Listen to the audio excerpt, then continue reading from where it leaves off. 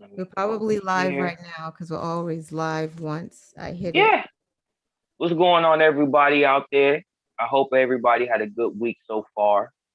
Um, we gotta do what we gotta do, like we always do. All right, so just sit back, get your drink, relax, kick your feet up. You see, we got a special guest. You will learn more about this fine gentleman as the show progresses. But like always, just sit back, get your drink. You know, it's gonna be a good show. We gotta send out these links and let us know how your week's been since the last time in the comments below. We definitely like that. Or put it in the chat. All right, so here we go. Here we go. Yeah, we gotta Send out these links. yeah, sit back, get something to drink. They're always giving our assistants the day off, so we have to do this ourselves. What's wrong with you? Right? Here we go. I think I beat you.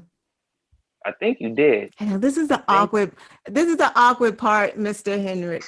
This is the awkward part where we literally sit here and look like we're on Tinder for like 2 minutes.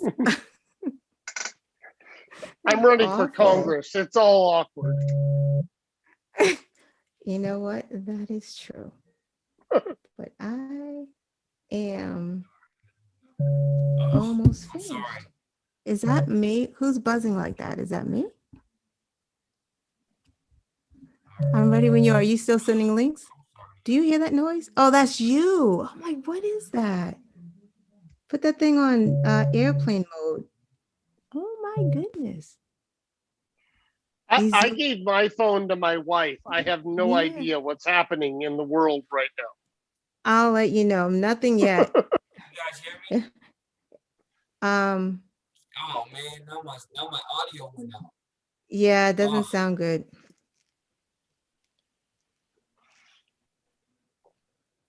You done? I'm done. Yay. Sorry about that. I cannot hear anything. Hold on, I'm about to switch my audio. Oh, Mm-mm. The world of Zoom. It is. I'm sorry about this, everybody. We ready? Can you guys hear me? Test. We can. I can. Yes. We Is can it see good? your fingers. Yeah, Say that again. we're good. Oh, He can't hear us. all right. We're good. I don't think he's We're, good. we're just gonna start the interview without you. Okay, how's that? I'm so sorry about that. Everything happened too fast. All right, I can't even send my links out. I'm sorry, everybody. You're not gonna get any links from me because we're about to get this show started. I'll just So- tag. If you're doing Facebook, you get it started, and I'll tag you in the link. How about that? And we'll be good. All right, let's get it started. Here we go. This is the official start of the show. Yo, what's going on, everybody? If this is your first time Is he tuning in, we're a frozen? local online news show. We talk about local, national, and international news. I am your co-host, Frosty McNuggetts. I am your hostess, Lana Quest, Yes, aka yes. Frosty Knowledge. Right, Let's right. get it. So we're just gonna jump right into it. As you see, we have a very special guest coming from all the way on the West Coast from the awesome state of Washington. We have Mr. Brent Hennrich. There we go. I'm horrible at names, y'all. Y'all know this. But Mr. Brent Hennrich is here. Please, everybody, give him a round of applause. Give him a round of applause. Yes, everybody. yes. So Mr. Hennrich, tell us a little bit about yourself and why you're here today. Well, I'm Brent Hennrich. I made the decision to run for Congress. I've done this as a father of 3 living children, with 1 gone too soon.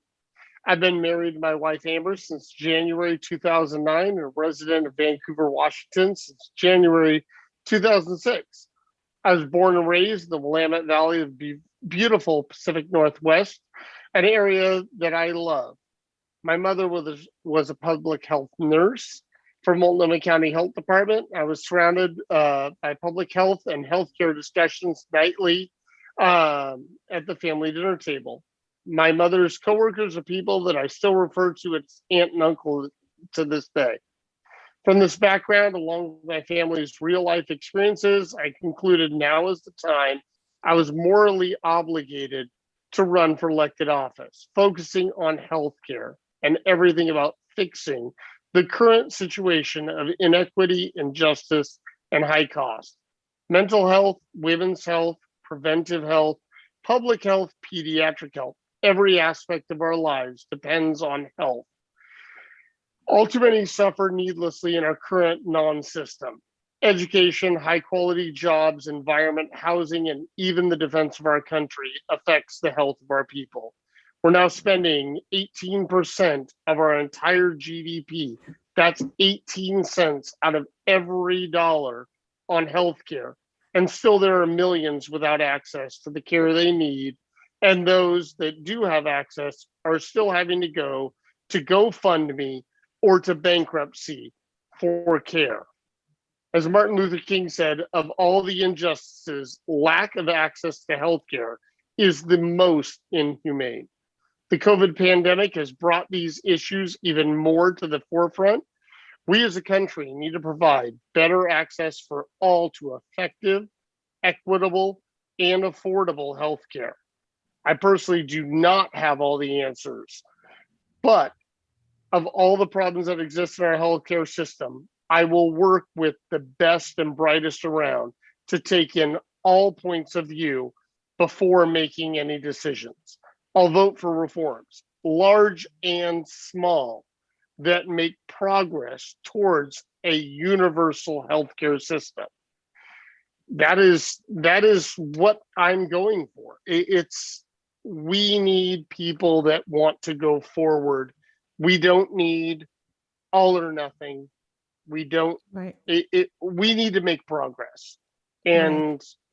I'm not an incrementalist, but I think incremental change is going to be a factor, and too many people are trying to get these jobs, saying, if I don't get what I want, I'm not gonna give anything, and that's not me. I need us to keep moving forward.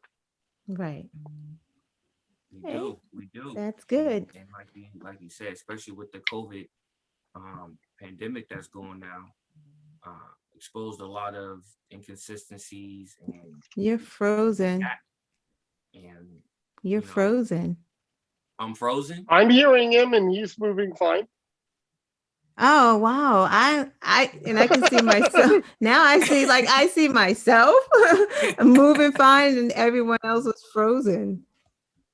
Like that's crazy. Maybe it could be my internet. But no, I know. I definitely agree with that. We do need someone that is willing to push healthcare forward. Did you want to start off tonight with your questions? Yes, I do. You guys ready? Yeah. Okay. You ready, Mr. Hennrich? I am ready. She's got the glasses on. Yeah. That means it's going to get real. So, first question. In 2020, 31% of Washington state voters identified homelessness as the state's most pressing issue. Apparently, there are camps along the freeway, the bridges. There are working people living out of cars. If you are sent to Congress, what would you do to call attention to the homelessness in Washington state? Well, number one, I 100% agree with the entire sentiment of that statement and question. But when it comes to that, as far as any of the 50 states, it is a state issue that needs federal funding, and each state needs the funding to address the issue that best suits each state. And as I'm running for federal office, the only thing I would be able to do is help appropriate funds I don't have an answer to what do we do? How do we house? How do we educate? How do we do those things for those people? Right. But I can say that if elected, all of those people will have health care. Right. It's a good answer. Mm-hmm. Good answer. It is. It is. Okay. Speaking. I mean, speaking on that. everyone is suffering from homelessness, but that's sorry, that is like a high number of voters that were concerned about it. Is it really a big problem in Washington State, or is that exaggerated? I believe potentially it's partially exaggerated. There is definitely multiple people that are suffering from homelessness here. I do not have exact numbers in front of me that would corroborate or go against your number. But there's a perception issue and there is a factual issue. And the fact that anyone is homeless is, in my mind, an issue. But at the federal level, there's only so much that can be done. The federal government can reinforce, can help fund the state and local governments for what they find that works for them. Right. Yeah. So basically, if there's a good program or nonprofit organization out there that's trying to address the issues, by you being in Congress, you can then say, hey, this seems like a good program. This is some place that we can allocate money for the state to address these issues. Yes, if there's a bill that's working on it, it's I read every single stimulus bill. So I've read like over 2,800 pages of legislation. There's all kinds of stuff in there. If there is a bill that has to do with the socioeconomic health of people, then obviously we can say Vancouver, Washington, or Longview, Washington, or Cowlitz County, or Pacific County, or Wahkiakum County, that they need money to help address their problem. But you cannot at a federal level say, oh, we're going to build this building and we're going to move everyone in.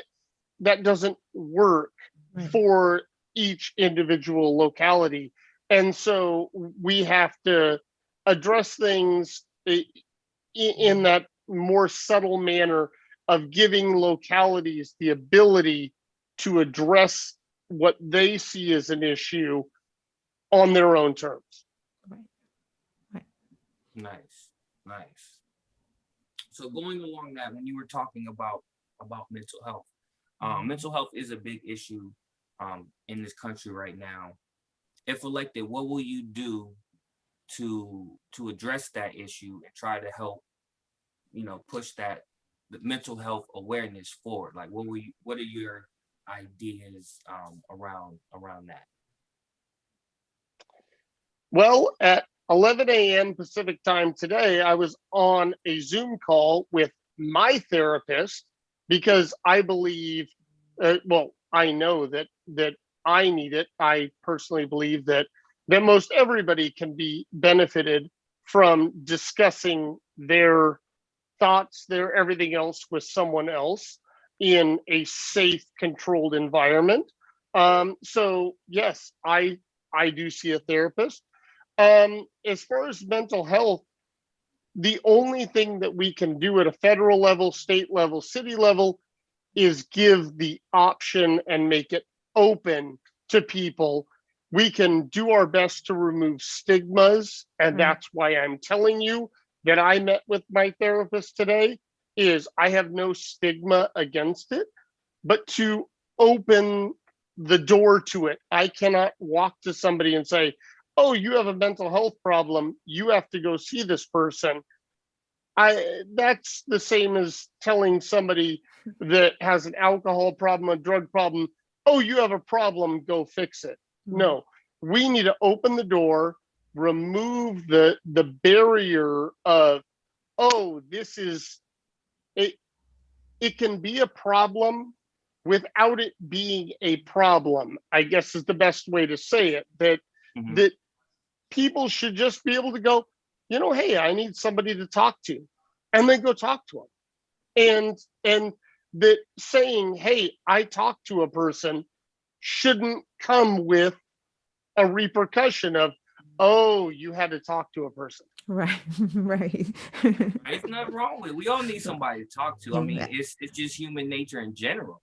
That's Yeah. why we have friends. That's why we have best friends. That's why we got girlfriends, wives, Absolutely. husbands. That's because we want that companionship. We want that ability to, after a long day of whatever, be like, yo, babe or honey, da da da, and have that. And so to have someone there that's a professional that can actually say, hey, okay, let's talk about how you're feeling and really try to get to the root core, not to make light of it, but to have that connection, to have that, person there should be no stigma, because that means you want to be better. I would interject with having the safe outside person that's non-judgmental actually can be more beneficial than, Right. I'm open with my wife my life is an open book with my wife, but Right. just having the secondary sounding board of the woman that I speak with is just, it's almost freeing. Right. It's just a matter of, it's accessible, it's there for me, it's not accessible and there for everyone.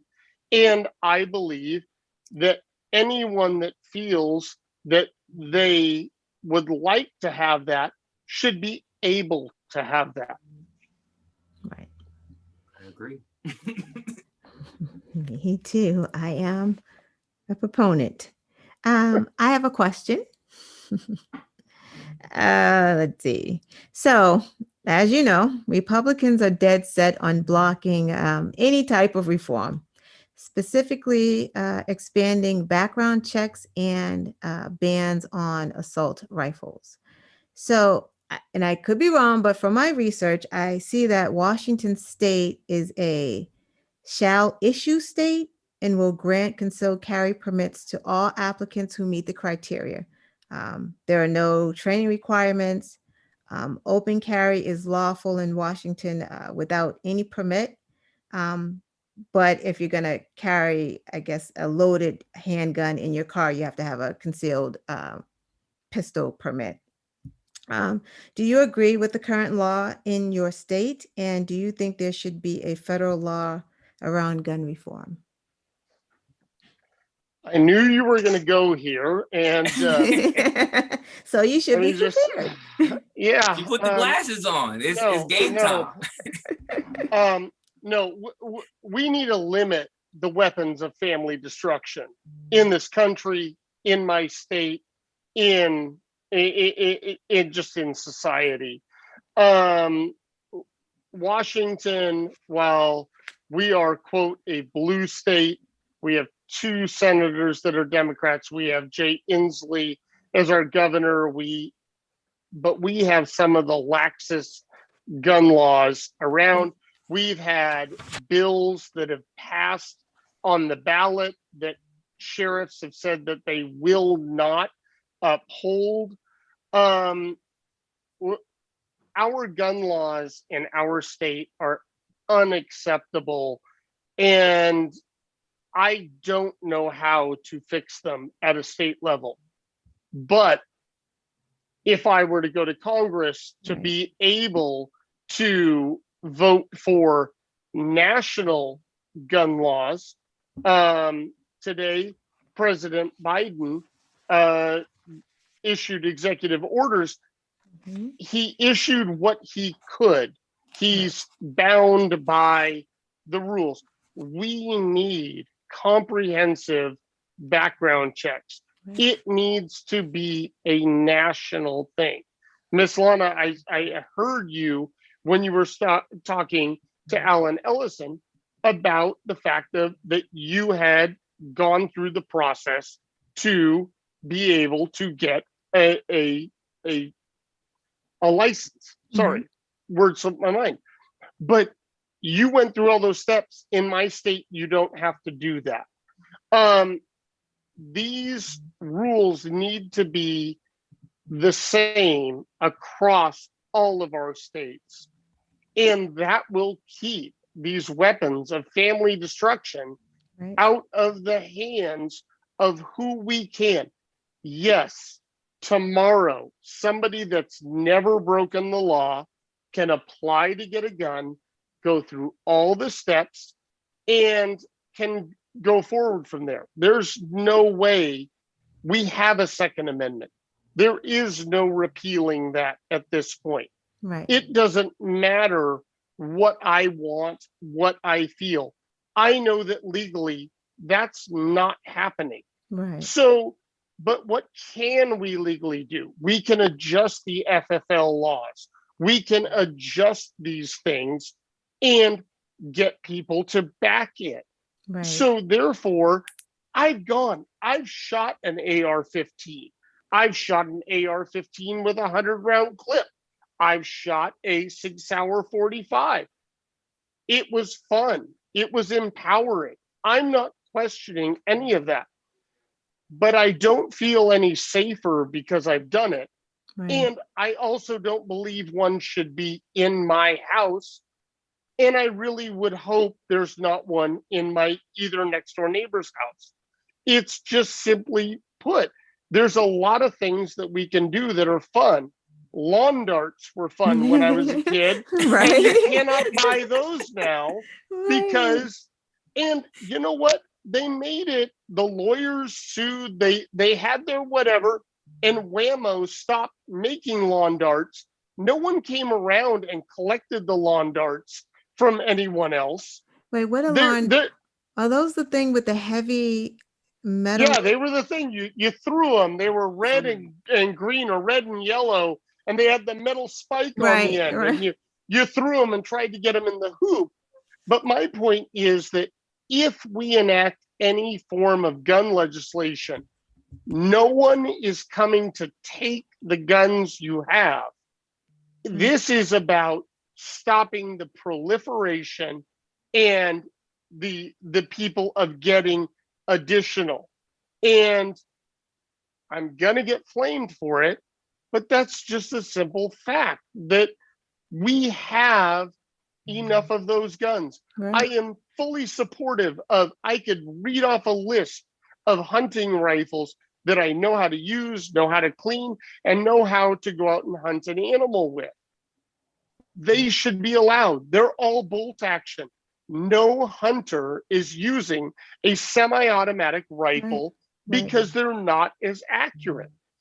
That a revolver is a, I wouldn't use one, but is it has its purpose. Right. I think a shotgun, if I were to have any item in my house that was a gun that was for self-defense, it's the pray and spray shotgun. Right. That Right. if you don't get turned around at the sound of a shotgun blast, you're still coming. That's why we have car alarms and a blinking red light. Right. Is if you're breaking into the car with the blinking red light, doesn't matter how loud the siren is, you're going for it.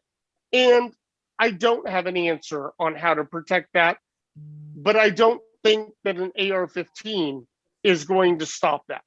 Right. Right. agree. And it's so crazy because, Republicans just made it so political, and it doesn't have to be, because no one is telling you that you can't have guns. Like they muddied the water so much that, you have these people like, he's not, how guns went up. Didn't everyone go to Walmart and start buying guns and rifles? Like all of a sudden, all the ammunition that they could buy because they really thought like the Democrats are taking your guns. And it's like, what? And it's a very sad situation that every time there is a news story of a mass shooting or even a direct just individual shooting, Right. that it gets flipped into this is how the Democrats are going to take your guns, Right. which makes the people that want them run out to amass. I mean, it goes back to toilet paper in March of last year. Like, Right. oh, there may be a shortage of toilet paper, so the people that were the first to the store bought all the toilet paper, Right. and then we ended up with a shortage of toilet paper. Right. This is what we end up with in the Right. gun discussion is, oh, they're going to come for your guns, which creates a run on amassing firearms, which puts people into a situation where they have multiple of them, Right. which puts it into a situation where one could be unsecured or whatnot, and somebody that shouldn't have it Right. ends up with it. Right. And it's just, it's a vicious cycle. Right. Oh, it's so awful. Ah, No, I'm sorry. I agree. So my next question. Earlier you were talking about how, like, health is important, how that kind of correlates with workers and things like that. If you are elected to Congress, how will you kind of amplify that messaging and kind of show people why it's good to have healthcare? Like, how will you make that correlation for the average voter? How will you make that so they can understand? Well, let me put it to you this way. If you had COVID-19 right now, would you be here doing this interview? No. No, you'd be Right. sick. You'd be in bed. You wouldn't be able to go to work. You wouldn't be getting a paycheck. We need healthy workers that are able to work. And I just want to guarantee that everyone is able to have the best chance at being healthy. And that all the other things, like I keep saying at the end of the day, but at the end of the day, what is the point if you're not healthy and able to enjoy right. what and why we're all here? We can debate about the creator, we can debate about all these things, but if you're not alive, if you're not living your life, then what's the point? And the only way you can be alive and live your life is if you have health care in this day and age. We have to take care of our people. Yeah, we do, and we don't seem to be doing a good job too. I don't know what's going on. Right. We're getting there though. Things are looking up. Actually, it's not looking as bad as it did last year this time. So, Yeah, That is correct. and not to get sidetracked, but that's a good point. We have to say that, things are getting better. A lot of Americans are getting right. vaccination shot, so things are looking good. I mean, we're still in a bad place, but things are looking better. More people are getting vaccinated, which means we'll be able to get to herd immunity that everybody's been talking about. I think they said we need to be at maybe 75, 80%. I think maybe even 85% to reach That would be So, wonderful. It would be. Well, things are good. It's good, not good overall, but they're getting better. So right. hope alive. Keep hope alive. That's not COVID little thing, but you want to proceed? Well, yeah, you're going in and out with your volume. I have a quick question, and it's not even on this piece of paper, but I just want to ask you about the Democratic messaging. It seems to always be off. Like we always seem to not be on the same page at all. It's like the Republicans. There's a boat in a frame behind me. It's like the Republicans are always on point. It's almost like they get sent a memo for the day, and everyone is talking about the same thing, from Marjorie Lizard Taylor Greene to Bobart to Cruz. You know, when it's gun reform that they're attacking, they all attack it at the same time with the same message. No one goes outside of the box. But it seems like whatever we do, we got AOC saying this is not right. It's got Ilyan saying this, and Cory Bush here, and Biden is saying this thing. Like, we're just all over the place.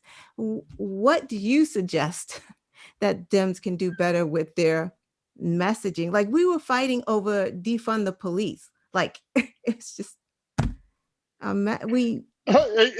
My actual suggestion is pay John Boehner and Newt Gingrich enough money to get our message onto what we want it to be on. I don't know how much money that is. No, I've said it on social media. The Democrats are a bit like herding feral cats, and that the Republicans say, here's your horse, ride it.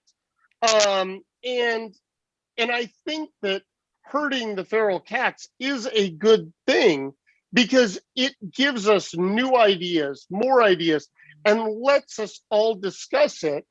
But no, the Republicans are great at nicknames, at flipping things into terrible anagrams and everything else. And I don't know how to combat that, because I'm just trying to help people get a good education that will help them lead a long, healthy life. I'm trying to help make sure that while we're defending our country, that we have living people that are healthy, that are worth defending. Like, I don't know how the Democrats become the weird one sentence Republican messaging machine that we're experiencing. And Democrats are going forward, and Republicans are great at yanking a message from 1955 and 1964 and say, no, but we want this. We want this. Hold up, we're just trying to go forward, and forward is unknown and is hard to go to, because there is comfort in what you know. And so the Republicans have us beat. We need to admit they have us beat on grabbing a sentence and slapping us around with it. I don't believe in calling people names. The Republicans will have some weird name for me in a week or so, when whatever there's Brent Hennrich that doesn't, it'll be a thing, and I'll let it roll off my back. As Democrats, we try and treat people with respect, and we try and give the issue the entire discussion, versus just giving it a weird, quick, I don't even have it off the top of my head of I don't even want to amplify any of the things that they've said. But it's just a matter of, it almost seems like it's like they know who their voters are, and it's almost like their voters, they long for that type of weird messaging. It's like they're not bothered by it. I truly hope that they're wrong. And I believe what you just said is true of a group of voters. But I don't believe that the voters overall want to hear weird nicknames, derogatories, whatever. I know that there is a group of people that get riled up by that. But I'm not going to stoop to that of starting to call anyone I end up with competition that I'm going to make up a nickname, or somebody's going to tell me a nickname, and I'm going to use that. I am going to address people by their name, and I am going to continue running for Congress Right. not against someone that's running for Congress. Right. Say the name calling for us. I'll do that on Twitter for you. I have no problem with that. I might retweet. Right. Oh, you have a Oh, question man. there, Casey? So, That's funny. speaking of AOC and all of them, they're recently just got the Medicare for all, that conversation going and whatnot. If elected and that comes up, what is your stance on Medicare for all? Whether you like it or for it, like how do you feel about it? Okay, so I'm for universal health care. In my prior job, I traveled around the world doing installs of laser-based cinema projection systems for Dolby Cinema. I was in France. I was drilling a hole in a piece of metal, and I got a metal shaving in my finger. And I didn't tell anyone, and 3 days later, my finger was infected, and I was with a guy from France, and he's like, no, just go to the doctor. And we went back and forth. And finally, he said, no, just go to the doctor. And I went to the doctor. And the guy literally made a little whatever, got the metal shaving out, put some topical, a Band-Aid, gave me a prescription for antibiotics that was filled in the lobby. And I walked out and I'm like, they never asked anything. They didn't want payment. That was just, oh, you've got something stabbed in your hand. We should get that out of your hand and get you healed. That is what I am for. There was zero cost and everything else. Medicare for all, universal health care, I think they all wrap into the same thing. I'm just sticking with the terminology universal health care because I truly think universally, you're here, you need help, whether you're on vacation from France or from anywhere else, you're injured, you're sick, you should be taken care of. And that goes for everyone that is here. And so, yes, I would be supportive. I also believe it's going to happen incrementally. Right. And I'm not going to say, oh, we have a potential way to get 20% there, but I'm not going to vote for that because I want to be at 100%. I personally don't think that this is an all or nothing chip that can be played. I believe that if you can get 20% of it, get it. And then from there, strive for the other 80%. And I think that's one thing that separates me from a few other people is just that, no, I'm willing to take the breadcrumb on the trail versus saying, no, I want the finish line. Right. Right. That's an interesting story. I'm like, I was still fixated on you went in there, no questions. They took the thing out your hand. And I'm just thinking I was having, a baby and over and couldn't even talk. They're like, sign this paperwork, please. Can you? And I had already pre-registered. So what was all of that paperwork? And I have more paperwork to do. What is happening? And you went in and got something. Yeah, I believe they asked my coworker from France, like, what was my name? But there was never any. I remember calling Human Resources worried, like, how is this going to work with my Blue Cross insurance? And they were like, oh, don't worry. If it turns into a lawsuit, we'll take care of it. I'm like, you're why is definitely it going to become a lawsuit? out of network on that one. Yeah. And no one ever called. No one. And that's what the people there were saying. 2 days, I sat with this thing in my hand. I was like, just go to the doctor. And I'm like, that's not how it works. No, that is how it can work. Wow. And that situation and that mindset is sad, because that's how it works here.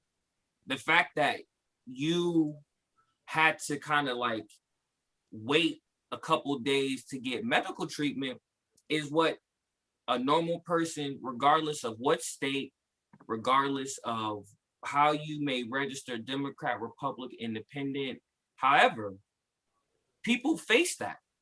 And that's because of the healthcare. And it's scary because let's say it may not you in particular, but let's say that medical emergency is worse.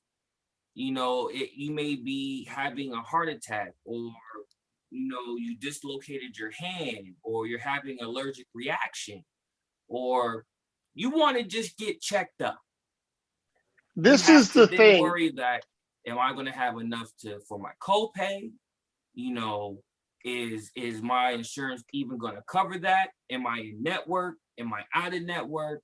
Do I have a PPO plan or HPO plan? Like, there's so many things that you have to worry about. And again, the fact that you had to wait a couple, and for them, it was like, yo, go.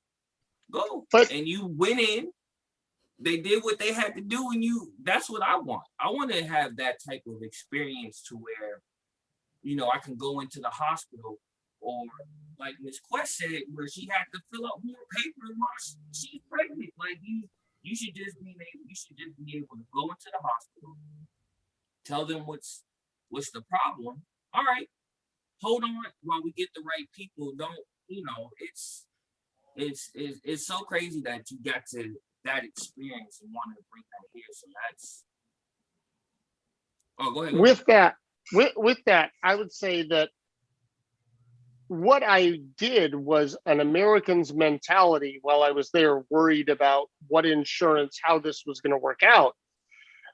But at the same time, by delaying, because I felt it was unacceptable to go for care immediately, I luckily didn't have a repercussion.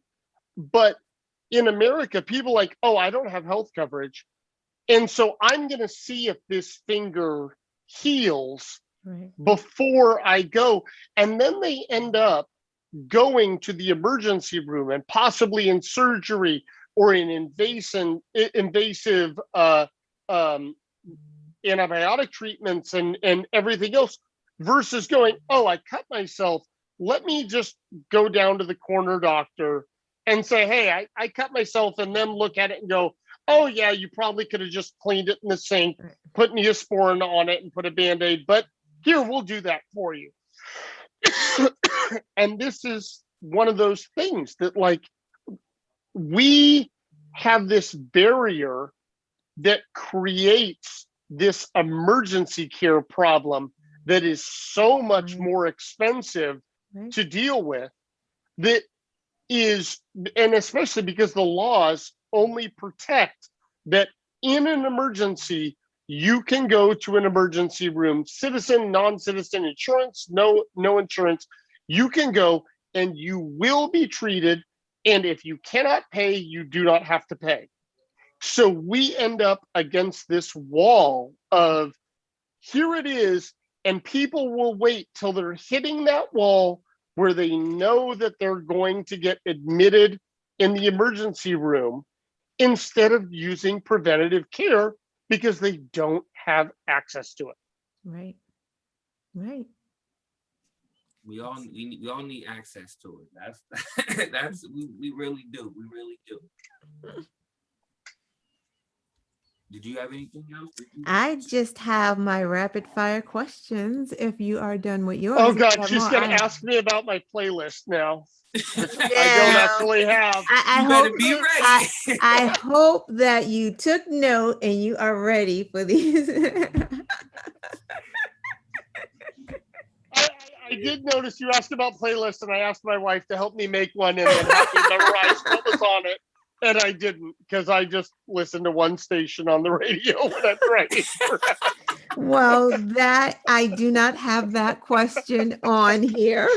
Okay, then we'll see what the others are. Are you ready, Casey? You have any more questions for him before we, wrap this up? No, that's about it. That's all I got. All right. So before you go, this is the part of the show that everyone is waiting for. Rapid fire questions. Oh my God, you're like getting ready. No, I'm just Oh. like, Get loose. like, Get loosen up. All right. Easy. Favorite player that has played for the Seattle Supersonics? and now I'm blanking, but let me just say Clyde. Let me say Clyde Drexler of the Portland Trailblazers was my favorite because I grew up literally across the river in Portland, and in my area, the Trailblazers are the larger draw. Come on, not Gary Payton? No. Ray Clyde Allen? Drexler, and I have to say, the Portland Trailblazers still exist versus True. the Seattle Supersonics. That is true. I don't Right, know. I right. like Detlef Shrimp and Ray Allen and Kevin Durant. Didn't he play for Seattle at some point? Kevin? Well, he got drafted, then he got traded. Oh, okay. Yeah. So you didn't really play. All right. Favorite superhero? Iron Man. Cool. Describe yourself in 3 words. Oh man. Fixated. Sure. There it is. Color of your toothbrush. Blue. See, I was like, I just wanted to know if you would know.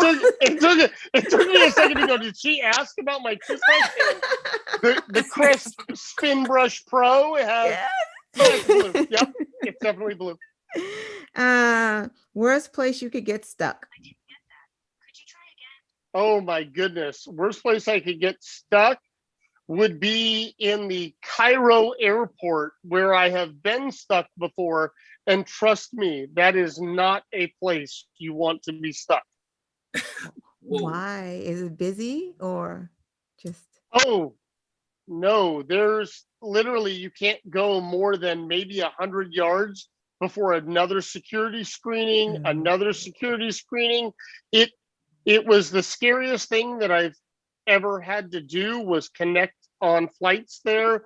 But yeah, the other problem is that there is literally zero ability for roaming. The first time I went through that airport, 7 minutes after I had gotten on the ground, IT was calling, asking why I had racked up over $1,000 in roaming charges and telling me to turn off my phone. So I was in this very awkward situation, and I had no contact to the outside world. So that's where I would not want to be stuck. Gotcha. It was great landing and looking at the pyramids and all that, but the airport leaves something to be desired. Okay, well, since I'm not asking you about your playlist, I'm going to ask you, this is you. When I dance, I look like? Julia Louis-Dreyfus on Seinfeld. Okay, what sitcom family would you be a member of? Oh, probably Roseanne. Who would you rather be right now, Trump or Gates? No. I'll just die. All right. Last question. If you could change any legislation or law, what would it be and why? Well, I would change the Affordable Care Act to be like universal health care, make a snap, and then I would go about my wife's birthday dinner tonight and hug my kids and say there's no reason for me to be doing this. If I could change the ACA to just be what I believe and want it to be, that would be my finger snap. That would be my Thanos moment of just make it. And I understand it. Again, that goes back to incrementalism. Barack Obama did everything he could. He got everything he could. And now the torch has been passed. Right. And we need to push forward, but we Right. need to stop going with 100 or nothing. And I want to get us to 100, but I'll take 20 and I'll take 30 and I'll keep chipping away, because it's what I believe is the core Right. issue right now. Right. Oh, Okay. very good. That was Well, fun. I have one more question before we finally wrap it up. Absolutely. If there was one thing that you wanted your voters to know, or one thing that they could take away, either from tonight or just in general, what would you want to tell them, or what would you want to let them know? Well, I guess I just would say that, give me a chance and let me talk the issues with you. Our current representative has not held an in-person town hall in over four years, and I don't fault her for the last year. No one should be having an in-person town hall right now. No one should have for the last year. But the 3 years prior to that, I have to fault her, and that if they elect me, that I will be available to them to have discussions, and I will be hosting town halls in the multiple counties around the area, and just that when they have an issue, whether it's a federal, a state, a local issue, I will help them however I can, either getting them to the right state or local official, or trying to be a megaphone for them Right. at a federal level. And that's about the best that I can do, is just say, you have a problem, call me. And I may not solve it, but I'm here and I will answer. Yeah. That's That's good. awesome. Where can That's people reach awesome. you? What's your social media before we Well, really close out, so they can reach you and read all about you? I am at B Hennrich on Twitter, so that's HENNRICH. I am B Hennrich 4WA on Facebook. I am BrentHennrich.com. And if you go to BrentHennrich.com, you'll find links to the Facebook and the Twitter. I'm more active on Twitter than I am anywhere else, but working on that, and working on growing the team and everything else to go forward. I still think it's very early in this race as far as everything goes, but trying to get that base established to be able to go forward and win this. We have a top 2 primary. If the Democrats don't get engaged, then we could end up with 2 Republicans on our November general ballot, which would be a travesty. So really just trying to invigorate base and say, I'm here, I'm running, and I'm going for this, and that's the best I got. Yeah. Let's get it. Let's That- get it. Well, that's I awesome. definitely appreciate you coming on tonight, talking with us, answering some questions, letting the potential voters see who you are and get to know you a little bit, And I can't thank you enough for having me. No, you're No, welcome. You're welcome. You're welcome. That everyone just like Casey said earlier, we got to amplify the candidates. Every election matters, every one of them. Can't leave anyone back. We got to get you all over the finish line. So I can't agree more. yeah. So Well, that was great. In yeah, closing, it was. Casey? It was. Again, thank you. For everybody, we'll definitely have links to Mr. Brent's social medias and website after the show in the description. So please go to his website, learn more about it. If you can, donate. And again, we're here to amplify All candidates, we try to practice what we preach. We talk Right. about it every week. Your local elections matter because they affect you immediately. But as you get higher, the elections matter on a national scale. And Mr. Heinrich's trying to do exactly that. So we got to amplify him. He represents the people. He wants to give you better healthcare. Like you said, if you're sick, you can't do nothing. And unfortunately, you might pass. And we don't want that. You know, your friends and family don't want that. They want you here for a lifetime. So amplify Mr. Hennrich. Let him know. Like, share, subscribe. Go to his page. All that good stuff. That's all I got.